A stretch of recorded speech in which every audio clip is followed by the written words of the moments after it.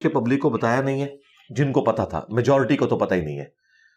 تو چونکہ میجورٹی کو پتہ نہیں ہے، ان کے آگے سٹوڈنٹس بھی وہی لیگیسی لے کے چل رہے ہیں. عموماً ہمارے جو علماء ہیں یہ بیسیکلی نہ تو مفتی ہیں نہ عالم ہیں، یہ نقال ہیں. یہ نقال ایک باقاعدہ ٹرم ہے جو علماء کے ہاں پائی جاتی ہے، جو ایک فتوے کو نقل کر کے دوسروں تک پہنچاتے ہیں. مفتیاء اور علماء جو واقعی جینون قرآن و سنت سے ایکسٹریکٹ کرتے ہیں مسائل کو، بہت کم لوگ ہیں. تو چونکہ یہ زیادہ تر نقال ہیں، ان کے بڑوں نے اگر کوئی بات ایسی نقل کی ہے، یہ اسی کو آگے لے کے چل رہے ہیں. یہ نہیں چاہتے کہ دین کے اندر آسانی لوگوں کو بتائی جائے. یہ سمجھتے ہیں کہ اگر ہم نے دین میں آسانی بتا دی لوگوں کو تو لوگ ٹیلر میڈ اپنا دین بنانا شروع کر دیں گے. حالانکہ یہ بالکل غلط بات ہے. البتہ خود یہ ساری آسانیاں اویل کر رہے ہوتے ہیں. یہ نہ سمجھیے گا کہ یہ خود نہیں اویل کر رہے. صحیح. میں آپ کو جنون ایک اہل حدیث عالم دین کا واقعہ سناؤں. حالانکہ اہل حدیث جو ہے وہ بوکش مسلمان ہے ایز کمپیئر ٹو باقی مکاتب فکر کے، کیونکہ وہ ٹرو سینس کے اندر بخاری مسلم کو نہ صرف کوٹ کرتے ہیں بلکہ فالو کرنے کی کوشش کرتے ہیں. G11 میں ان کی مسجد ہے. تو میں انہیں ملنے کے لیے گیا. یہ آلموسٹ 2008-9 کی بات ہے. اس وقت تو مجھے اتنے لوگ نہیں جانتے تھے. تو میں نے ان سے پوچھا کہ کیا نمازوں کو جمع کیا جا سکتا ہے مجبوراً؟ ان کا نہیں، بالکل یہ تو رافضیوں کا، شیعوں کا طریقہ ہے. تو میں نے انہیں کہا کہ صحیح مسلم میں اوپر تلے 10 احادیث ہیں کہ نبی الاسلام نے بغیر خوف کے، بغیر بارش کے اور بغیر سفر کے مدینہ شریف میں ظہر و عصر کو جمع کیا اور مغرب اور عشاء کو جمع کیا. اور جب تابعین نے ابن عباس سے پوچھا کہ نبی صلی اللہ علیہ وآلہ وسلم نے یہ عمل کیوں کیا، تو انہوں نے 2 جملے بولے. نمبر 1، تاکہ امت کے لیے اس معاملے میں کوئی تنگی، حرج باقی نہ رہے. اور نمبر 2، تاکہ امت کے لیے اس معاملے میں آسانی ہو جائے.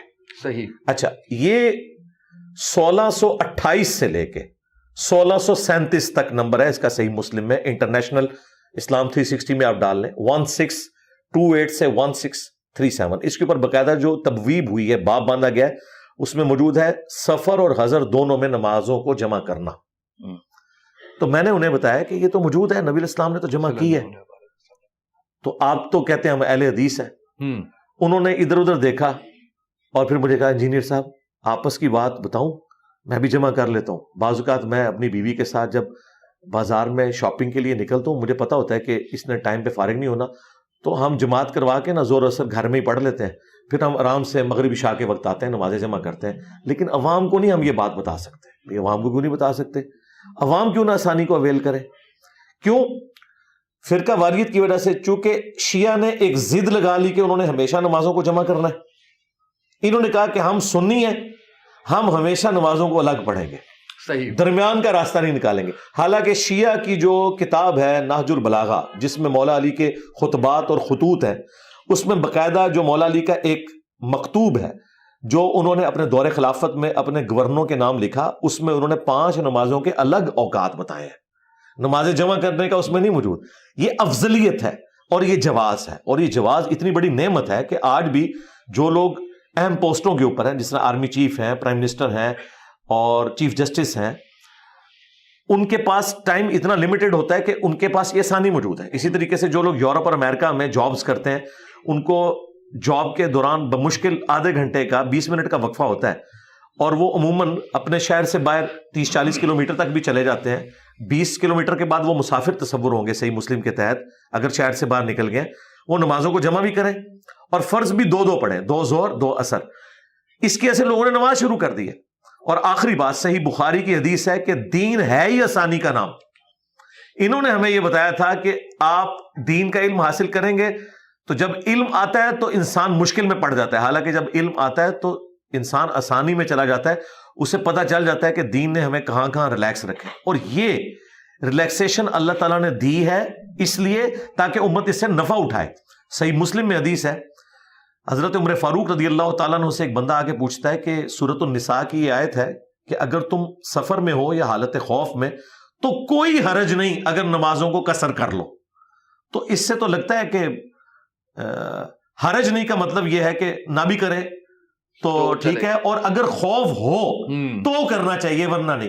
انہوں نے کہا میں نے سیم یہی کوسچن نبی الاسلام سے پوچھا تھا کہ اب تو ہم حالت امن میں ہیں، کیا ہم اب بھی سفر میں نمازوں کو مختصر کریں تو نبی علیہ السلام نے فرمایا یہ اللہ نے آسانی دی ہے، اسے لو. دیکھیں نبی علیہ السلام کی مینٹیلٹی دیکھیں. اس سے بھی بڑھ کر صحیح بخاری میں اتنا اسٹونشنگ عمل لکھا ہے سیدنا علی کا، اس سے بڑھ کر میں نے اس لیے بیان کیا کہ یہ بڑا حیران کن ہے پبلک کے پوائنٹ آف ویو سے. ویسے تو نبی علیہ السلام سے اوپر کسی کا فرمان نہیں. سیدنا علی جب اپنے دور خلافت میں دوسرے شہر میں سفر کرتے اور واپسی پہ آتے تو امام بخاری نے نقل کیا ہے کہ وہ کوفے کے گھروں کو دیکھ رہے ہوتے تھے، لیکن کوفے میں انٹر ہونے سے پہلے نمازوں کو قصر کرتے تھے، اس لیے کہ وہ کہتے تھے کہ میں اللہ تعالیٰ کی آسانی سے فائدہ اٹھا رہا ہوں. اگرچہ میں گھر پہنچ کے پوری نماز بھی پڑھ سکتا ہوں، لیکن میں شہر کی باؤنڈری کے باہر نماز کو مختصر کر کے پڑھوں، میں اللہ کی آسانی سے فائدہ اٹھا رہا ہوں. یعنی صحابہ کرام اہل البیت تو اللہ کی آسانیوں کو اویل کرنے کو دین سمجھتے تھے، یہ دین کو مشکل بنانے کو یہ کوئی دین کی خدمت سمجھتے ہیں.